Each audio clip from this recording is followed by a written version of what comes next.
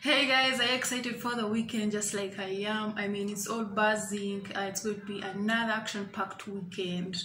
Plenty of stories transpiring here and there, but today my predictions will be a bit different from what I've been doing previously. Today I'll be focusing on Formula One. It's back, the Ocean Grand Prix 2020.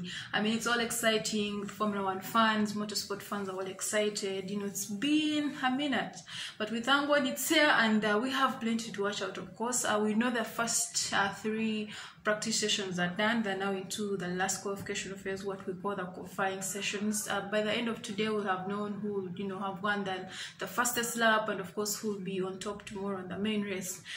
So who do I think will dominate tomorrow, and who do I think will finish on the podium, the top three drivers? I personally think my top three will not be different from what the drivers that came first, the top three from the last practice. That was a third practice session.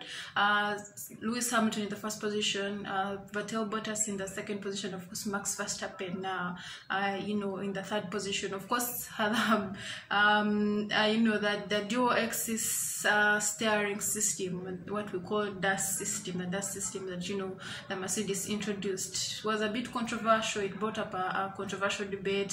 Red Bull were not agreeing to the new system that Mercedes have introduced. They thought it was illegal. But good thing is that FIA, that the World Motorsport Council, the World Motorsport Council, I would call the Federation International the Automobile, they came out and cleared the air. They said that the DAS is actually illegal and Mercedes can go ahead and use. So that most drivers thought that Mercedes were using that as an advantage. But I think for me, that shows how Mercedes are ahead of the game and how prepared they are for 2020, and there's nothing different really. I'm not so surprised that they're actually doing pretty well. They're so solid. Even the first practices, they look dominant, and I think I'll still do the same in the main race tomorrow. So I think my first three, it will be Lewis Hamilton, and it will going to be a 1-2 Mercedes, Valtteri Bottas in the second position, and obviously Max Verstappen from Red Bull.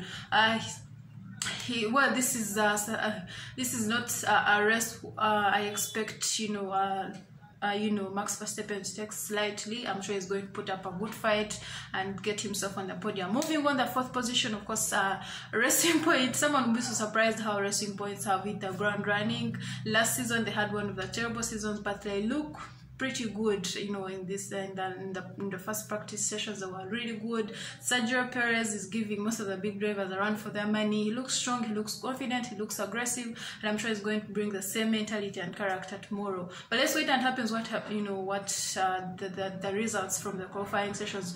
My fifth position, I'm going to put Sebastian Vettel. Yes, I know most people are underestimating him because of the issues with his contract, his future uncertainties, him being at quitting Ferrari. But I think he's going to use his chance to send a message and a big signal to his bosses, his current bosses, that he's a four-time world champion and he's still capable of winning the races. So that's why I'm going to give him this position. He's going to be in the fifth position. Sixth, I'm giving Daniel Ricciardo. He looks good this time around. It seems like Laka is favoring him.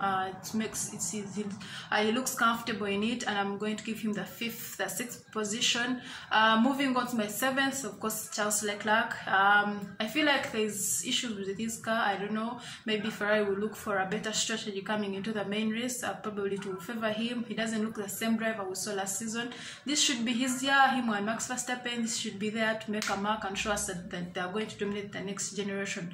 Moving on to my eighth, of course, I'm going to give Lance Stroll and Carlos Sainz.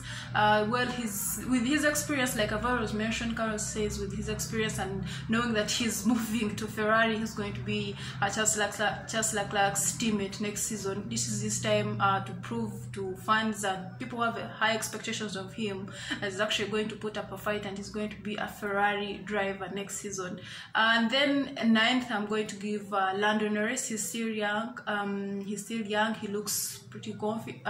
He has a lot of confidence. He looks good with that car, and I'm sure if it continues pushing him and being the best car that he can use, to get decent results. I'm sure tomorrow he's going to put up a fight and come in a nice position.